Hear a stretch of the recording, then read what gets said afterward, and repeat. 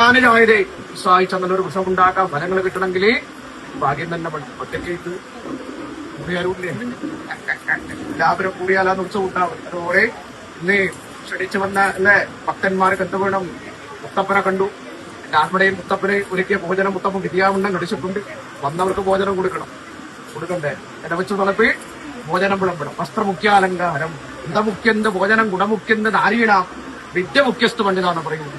അലങ്കാരത്തിന് മുഖ്യം വസ്ത്രം തന്നെയാണ്, ഭോജനത്തിന് മുഖ്യം നെയ്യാണ്, സ്ത്രീകൾക്ക് മുഖ്യം ഗുണബുദ്ധിയാണ്, വിദ്യാമാർക്ക് മുഖ്യം ആത്മവിദ്യയാണ്. അല്ലേ?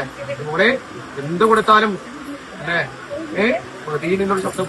അന്നം കൊടുത്തു കഴിഞ്ഞാല് വയറ് നിറഞ്ഞാല് പ്രതീനിന്നൊരു ശബ്ദമുണ്ട്. സഹസ്രം ഗോകുലം കൊടിദാനം കനകരചിതാപാത്രം ഏതിരി സാഗരാന്തം ഉഭയകുലവിശുദ്ധം കൂടി കന്യാപ്രദാനം ബഹുദാനം അന്നദാനം സമാനം എന്നാ പറയും. 1000 ആനയെ കൊടുത്താലും 1000 കുതിരയെ കൊടുത്താലും സാഗരസമയമായിരിക്കുന്ന ഭൂമി കൊടുത്താലും ഉന്നത ഉള്ളത്തിൽ ജനിച്ചിരിക്കുന്ന കന്യകമാരെ കോടിക്കണക്കിന് കൊടുത്താലും കിട്ടിയാലാരും മദീന്ന് പറയൂല.